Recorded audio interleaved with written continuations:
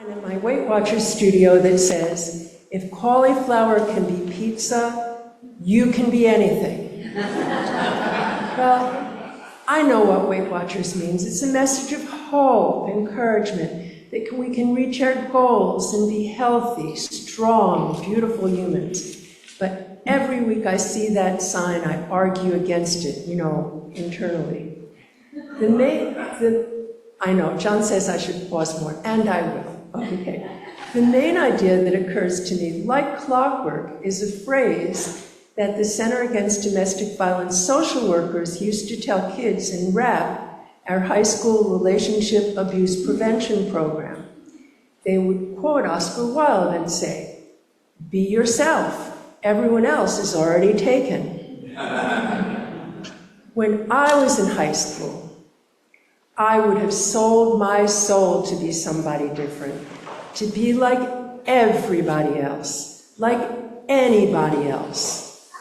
My nonconformist friends would say, I would never be a sellout. And I would think, oh my God, I wish I knew how to sell out. I would sell out in a heartbeat. I could fit in. I could be somebody. I could have a place in the high school social hierarchy. I could belong. But there's a difference between fitting in and belonging. Our daughter, John's and my daughter Alicia, was very popular. We met Alicia when she was 7. Until then, Alicia had neglectful, abusive birth parents. Now, whether you or I liked our parents or not, for most of us, having parents meant we would eat regularly. If we were babies, we would have clean, dry diapers. When we were 5, we would go to school, and we would get the occasional non-creepy, non-sexual hug. Well, for Alicia, none of that was true. Instead, she was the only shield between her abusive parents and her disabled older brother, Joey. And then, when she was 5, a time she ought to have been in kindergarten, Christine was born, and Alicia became a full-time substitute parent instead of going to school. Well, and then, after the kids were finally removed from their home, then she was Joey and Christine's rock and shield through a year of foster care in 3 different placements before they met us. So until Alicia was 7 and the kids came to live with us, she had no childhood. She never had parents who cared for her, never let anyone in, never belonged. But she was a master at fitting in. Like I said, she was a very popular girl. All the second grade girls wanted to be with her. Heck, she was so cool, they all wanted to be her. But there is a difference between fitting in and belonging. It wasn't until I met Alicia that I realized how much work it took to fit in. There were seemingly endless rounds of phone calls to decide who the cool kids were and what the cool kids were wearing tomorrow. Would it be camo? Would it be skirts? Hair up, hair down? Do we still like Anna? I always thought the in-crowd just knew how to do it with no planning. I was clueless. When Alicia was about 10, I told her how happy I was that she had so many friends. She was surprised and she said, "Those girls are not my friends," because there is a difference between fitting in and belonging. Fitting in asks you to change yourself so people will accept you, teaches you to stay quiet about certain parts of your story, to smooth out your rough edges, to become whatever feels safest in the room you're in. A lot of us have gotten very good at this. I have gotten pretty good at this. We know how to read a room. We know how to make ourselves smaller. We know how to perform acceptance even when it costs us honesty. But belonging is different. Belonging begins when you can show up as you actually are. Not a polished version, not the edited version, the real version. And honestly, that can feel terrifying because most of us carry this fear. I carry this fear that if people really knew us, our doubts, our wounds, our contradictions, we might not be welcome anymore. But real community is not built on everyone being the same. Real community is not about homogeneity. It's not about agreeing on everything or looking the same or having identical stories. Real community is a kind of covenant, a decision, a promise that says even in our differences, we're going to stay connected. We're going to listen to each other, make room for each other, keep showing up for each other. That's harder than fitting in. Fitting in only asks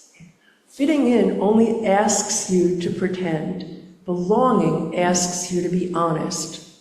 I think we are, all of us, hungry for spaces where we don't have to perform, spaces where we can stop editing ourselves just to feel worthy of love. And that's the kind of community I think we are called to build. One where people don't have to shrink to be accepted. One where difference isn't something we fear, but something we hold with care, something we cherish. Our faith tradition calls us into a wider welcome. We gather not because we all believe the same things, but because we covenant, we decide, we promise to travel together. In Unitarian Universalism, we honor the truth that wisdom is not owned by any one creed, one culture, or one doctrine. It's right in the front of the gray hymnal. You guys have gray hymnals? Let's go ahead and look. It's on page 10 of the introduction, right after the preface. Let's go, seriously. I'm not moving until we all go ahead and read. Okay, well, Unitarian Universalism draws from many sources. The insights of many faiths, the revelations of science, the many voices of poets and prophets, and the diverse, very diverse lived experience of ordinary people like you, like me, seeking meaning and justice. Our Unitarian Universalist values are rooted in love. There's in everyone's row, there should be a couple of these that you can share to look at. Okay, have a look at the atomic values atom on the front. Surrounding love, along with justice and transformation, are the values of generosity, equity, pluralism, and independence. These are the seeds of belonging. Every Sunday we sing our covenant. What does it mean that love is the doctrine of our faith? Why seek the truth in love? Pretty words, but why? To the end that all shall grow into harmony. Harmony, not unison. Our differences strike a chord, the beautiful, deep, rich polyphony that is us. We at UUFBR have taken up the challenge. Wait, where is my thing?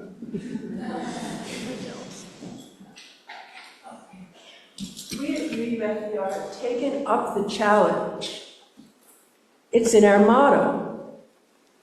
The fan that you received when you arrived. Many of you can say it with me. You can read it off of this, and when you say it, turn and say it to the person next to you. Free in faith, united in caring, committed to action,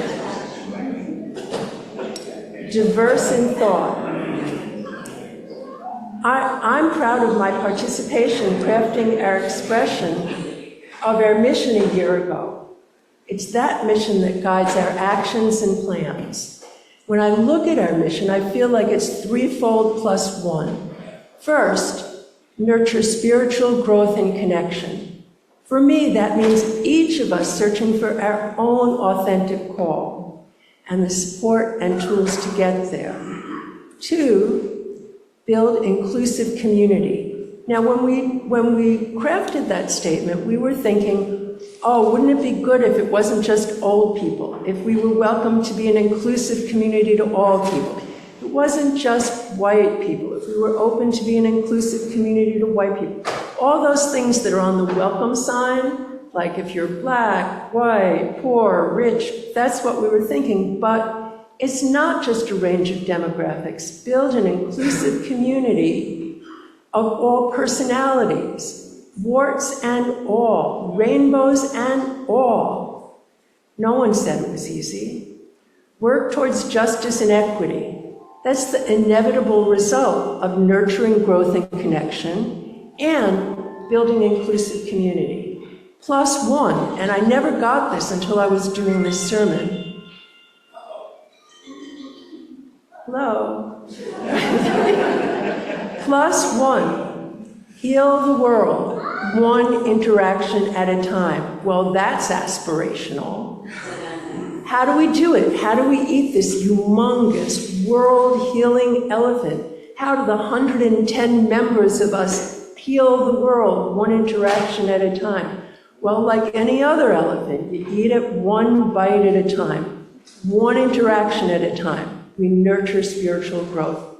One interaction at a time, we build a loving community. One interaction at a time, we build a just world. We build a better world by shining our light for everyone to see and not hiding it under a basket of fitting in.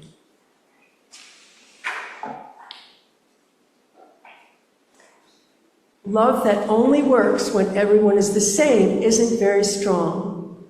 But love that can hold together people with different stories, perspectives, struggles, challenges, that kind of harmony, that kind of love is sacred. So maybe the invitation is simple. Stop asking, what do I need to hide so I can fit in? And start asking, what would it look like to belong as I am?